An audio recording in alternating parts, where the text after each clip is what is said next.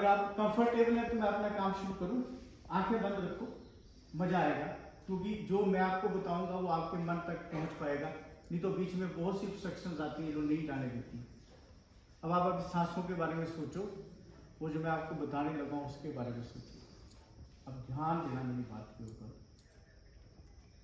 जब हम पैदा हुए थे, एक इंसान की आयु जो 100 ईयर्स कल युग में मानी गई है, उसको लेके चले तो 100 ईयर्स बहुत ज़्यादा लगते हैं। पर इसको हम अगर दिनों में कन्वर्ट करें तो एक साल में 365 दिन, 100 साल में 365 और 2 जीरो जीरो जीरो हुए 36,500 दिन। तो जब हम पैदा होते हैं, अगर हमारी 100 साल जिंदगी है तो हमारे पास जीने के लिए कितने बचे? 36,500 दिन। उसमें से लगभग आधे तो हमने जी लिए, 50 साल के तो सब हो गए लगभग। तो 18,000 से 20,000 हमारे खत्म हो गए। अब हमारे पास कितने बचे हैं? लगभग 16-17,000 दिन। ये 16-17,000 दिन हमारे पास तब हैं जब हम 100 ईयर्स तक जिए। अगर हम 80 साल तक जिए, 90 साल तक जिए तो साल से कम हो जाएंगे। ऐसे हम सोचते हैं कि 90 साल तक हम बिल्कुल तंदुरुस्त रहेंगे, कुछ करने लायक रहेंगे, या 80 साल तक रहेंगे। अगर हम 80 साल लेके चले तो हमारे पास बचते हैं 7,000 दिन और कम करने पड़ेंगे 20 साल के, तो हमारे पास बचते हैं 10,000 के करीब दिन। वो 10,000 दिनों में से अगर हम आधे सोने में और खाने पीने में निकाल दें, जो रात निकलती है, तो हमारे पास जो दिन बचते हैं वो 5-7 हजार ही बचते हैं। अब इन 5,000 दिनों के लिए, 5,000 दिनों के लिए ही हम सब कुछ कर रहे हैं। ये यथार्थ है, ये हमें पता है, पर हम इसको भूले रहते हैं। अब हम मकान बनाएंगे तो 5,000 दिनों के लिए, कोई बदले हम ज्यादा टाइम तो बाहर ही रहते हैं। अगर वही रहे तो अगर हम कोई कार खरीदेंगे तो ज्यादा से ज्यादा 5,000 दिन उसमें बैठ पाएंगे, वो भी अगर हम घर में ना रहे तो। नहीं तो उतने दिन कम करते जाओ। अब आप जितनी चीजें आप ज्यादा बनाएंगे, सपोज करो अगर आपने एक मकान बना लिया तो उसके लिए 30 दिन साल के देने पड़ेंगे। आपने एक फैक्ट्री बना ली तो उसके लिए आपकी लाइफ के 30 दिन जाएंगे एक साल के। आपने एक कार ले ली तो उसके लिए 12 दिन एक साल के जाएंगे उसकी सर्विसिंग पेट्रोल के लिए। अगर आपने 10 सूट बना लिए तो उसके लिए आपके 1 महीने के कम से कम 1 दिन जाएगा उसको प्रेस करना, धोना, इस सारे काम में। अगर आपने कोई कुत्ता पाल लिया तो उसके लिए 1 दिन में 1 घंटा जाए तो 1 महीने में लगभग 1 दिन जाएगा, साल में 10 दिन जाएंगे। इस तरह से आपकी जिंदगी हर तरफ से आपके दिन जो है ना इधर उधर खत्म हो रहे। आपके पास अपने लिए कुछ भी नहीं बचता, और उस कुछ भी समय के लिए आप सब कुछ इकट्ठा कर रहे हैं। आप मकान बना रहे हैं, पक्का मकान बना रहे हैं, कुछ कर रहे हैं। अब देखिए, जो आप पक्का मकान बना रहे हैं, क्या वो अच्छी बात है कि गलत बात है, ये तो आपने सोचनी है। पर अगर आप जरूरत से ज्यादा बना रहे हैं तो आप क्या कर रहे हैं? आपकी जरूरत तो है नहीं, आपने 10 कमरे बना दिए, आपकी जरूरत 2 कमरों की, तो 8 कमरों की जो जगह थी वो उस जगह पे जो प्रभु की सृष्टि चलनी थी, पेड़ पौधे होने थे, जीव जंतु होने थे, उसको आपने कंक्रीट से ढक के लगभग 300-400 साल के लिए अनफर्टाइल कर दिया। उसके बाद तो खुद वो ठीक हो जाती है।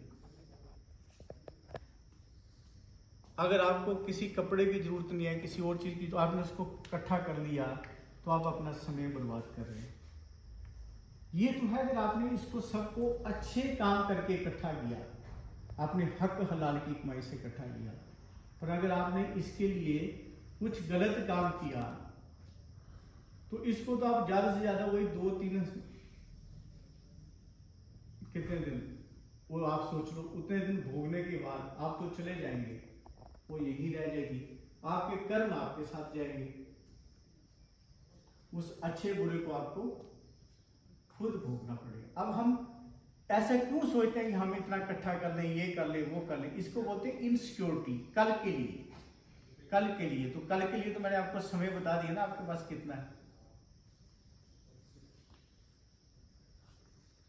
अगर आपके पास इतना कम समय है तो कल क्या आएगा, कब आएगा, उसके लिए आप क्या करेंगे, इसके बारे में आपने खुद सोचना है।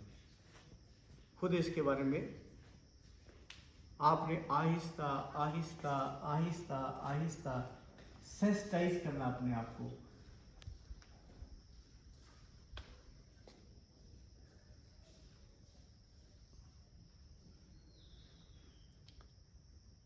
अब देखिए, शांति बनाए रखने के लिए बहुत सी चीजें जरूरी होती है। अगर आपका अपने भाई के साथ या बहन के साथ कोई झगड़ा है, आपका पड़ोसी के साथ कोई झगड़ा है, तो आपने खुद देखना है कि आपको थोड़ी सी जमीन का लॉस और शांति ये चाहिए, या आपको अपना वो पूरा हक या अशांति ये चाहिए। ये भी आपने खुद डिसाइड करना है। केवल हम थोड़ा सा नुकसान झेल के शांति खरीद लेते हैं, शांति में ही हम जीना चाहते हैं। हम कई लोग बोलते हैं कि आपके पास ये गलत काम हो रहा था, आपने क्यों नहीं रोका, आप क्यों पुलिस स्टेशन नहीं गए, आपने क्यों नहीं इसको रोकने, आपने क्यों नहीं कंप्लेंट की, क्यों करें? हमारा बेसिक नेचर तो शांति में जीने का ना, पर हम केवल खुद को ऐसे ही अशांत करते रहते हैं। हमारा नहीं है, जानवरों का भी है। शेर ने अगर पूरा भोजन किया हो, उसके पास उसका शिकार मंडराता रहे, वो नहीं उठता, वो शांति में रहना चाहते हैं। हर आदमी शांति में। तो अब आपने अपनी लाइफ में ये देखना कि शांति के लिए आपको थोड़ा बहुत लॉस कभी लेना पड़े, क्योंकि आपको लेना चाहिए या आपको नहीं, ये भी आपने खुद डिसाइड करना लाइफ के ऊपर।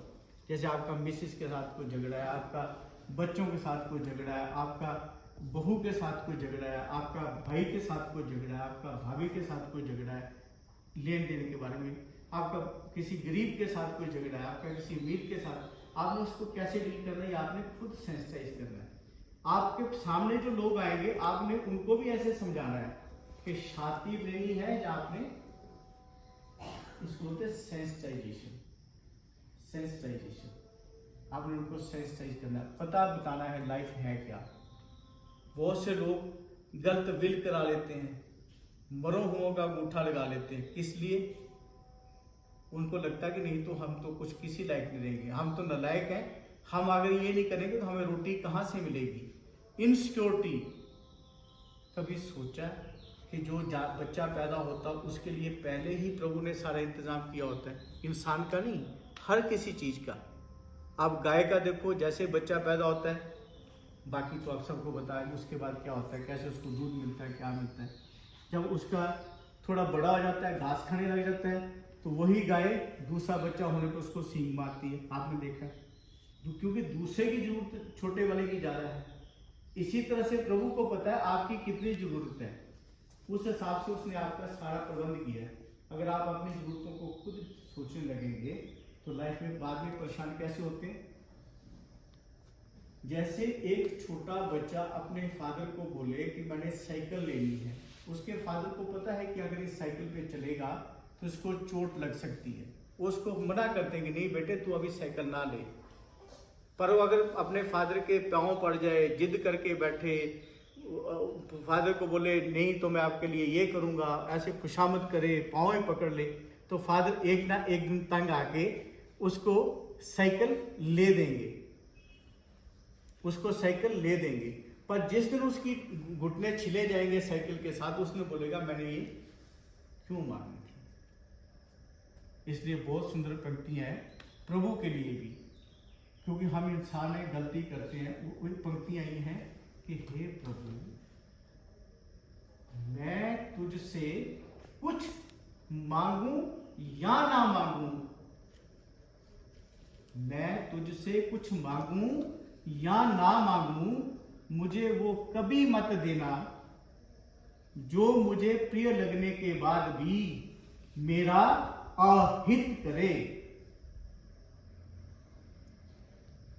क्योंकि हमें क्या पता मेरे हित में क्या है। केवल आदमी सोचता मेरी दूसरी शादी हो जाए, केवल आदमी सोचता मैं यहां हो जाऊं, उसकी तो समझ कितनी है, हित आपने उसको पता ही नहीं है। केवल आदमी ने जाना होता है, पहुंचना होता है इंग्लैंड, वो सोचता मैं कानपुर पहुंच जाऊं, उसको तो पता ही नहीं उसने क्या करना है।